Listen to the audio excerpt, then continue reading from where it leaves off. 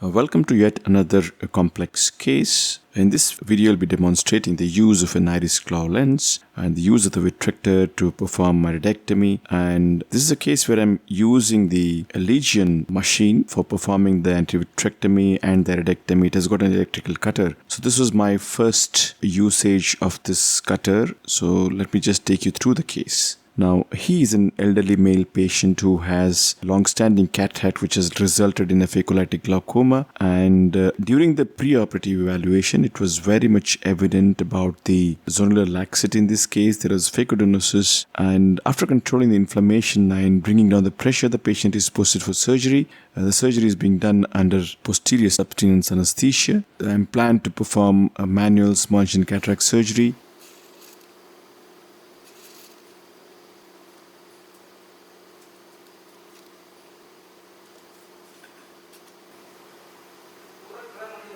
The sclerocorneal tunnel is created, the side ports are done, the anticapsule is stained, and the antechamber is pressurized with OVD. Using a 2.8mm blade, the internal lip of the sclerocorneal tunnel is opened up, and now is the time to perform the anticapsulotomy. As soon as the anticapsule is punctured with the 26 gauge bent needle, the liquefied cortex escapes out.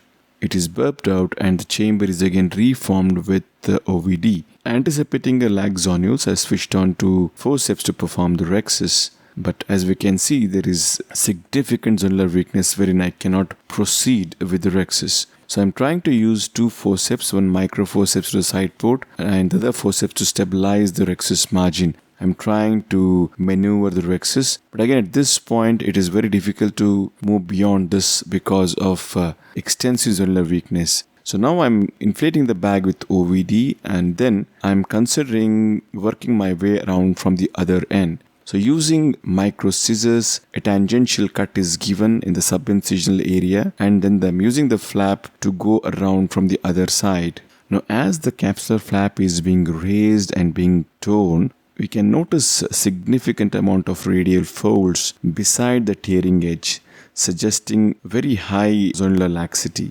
Again, to counter the zonular laxity, I am using two forceps, one microforceps and the other the Haldi-Puga forceps, one to stabilize the bag and another to tear.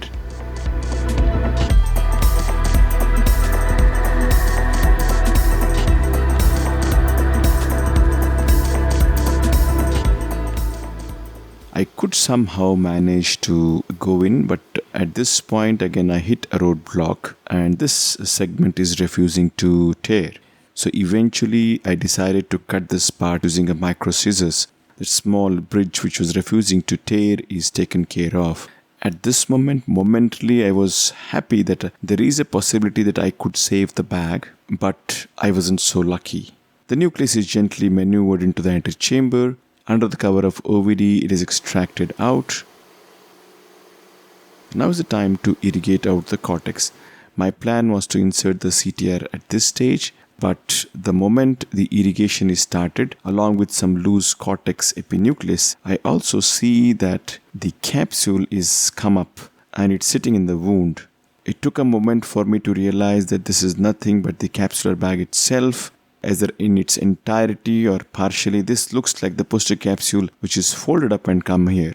So it was a disappointment at this stage, but nevertheless I was prepared for an alternative. So the capsule remnants in the bag were gently expressed out.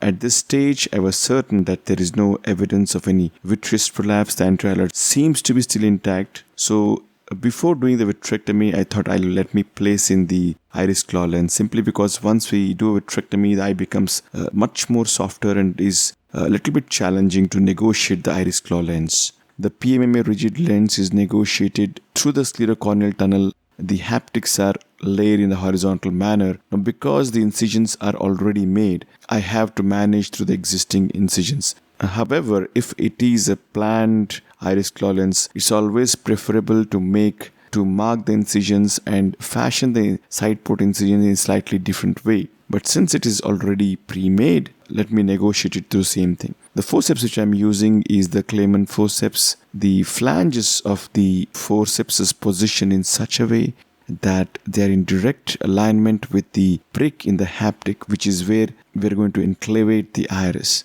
So this gives me an indirect idea that where should I nudge the iris down.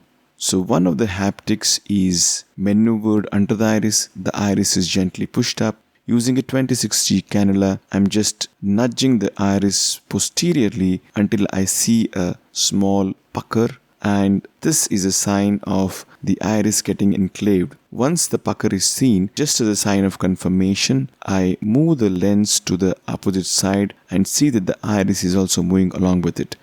This confirms that the enclavation of the iris has happened well and truly, so there is lesser risk of the lens dropping down. The hands are switched. The same maneuver is being done on the other side. Care is to be taken that we would enclave the most peripheral part of the iris which is accessible. If we can enclave the lens in the most peripheral part of the iris, this ensures that the pupil continues to be round and we don't get the cat's eye pupil, that is elongation of the pupil. So that is one tip.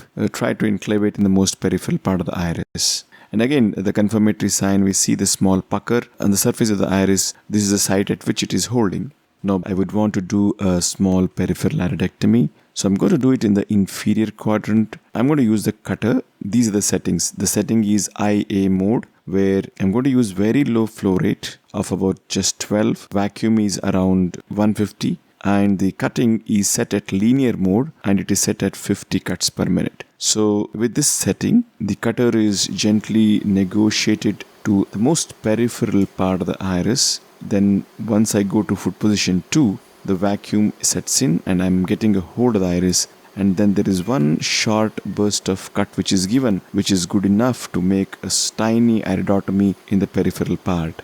When I'm doing iridotomy, I prefer to use the IA cut mode using very low flow rate and vacuum, and cutting I prefer to set it in a linear mode so that I can control the amount of cuts which is given. So this is one small tip I'd want to share. And this is an electrical cutter which is supplied with the Alcon Legion machine, and I found that it worked pretty well in this case. Now with the lens in situ and the iridectomy also being done, now is the time to go ahead and remove the OVD which has been there inside the eye behind the lens. At this stage I still don't think that anterior is ruptured, but nevertheless I would want to go ahead and do some minimal antivitrectomy along with removal of the OVD. So I'm going in through the main incision itself, just snugging under the lens and just trying to aspirate out all the OVD which is there behind the lens, and it's also something which is sticking onto the lens. I begin with a low bottle height, and as the OVD is emptied, if I see the fluttering of the chamber, then the bottle height is gradually increased.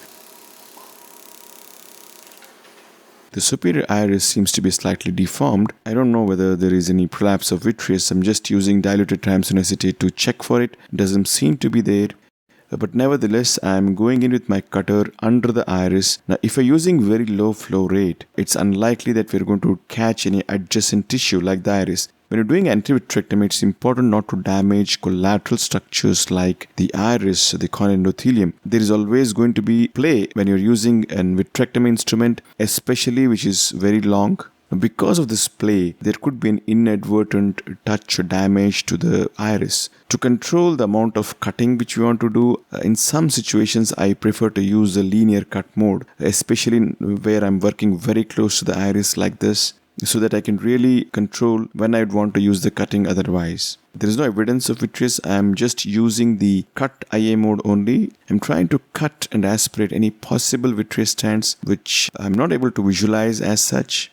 The posterior surface of the lens also seems to be very clean. It looks to be fine. I'm using the same vitrectomy cutter just to nudge at it, pull it across. I'm going back and injecting a little bit of diluted pilocarpine to bring down the pupil, and in a few seconds the pupil becomes round. The lens looks to be very well centered, and we have a patent iridotomy.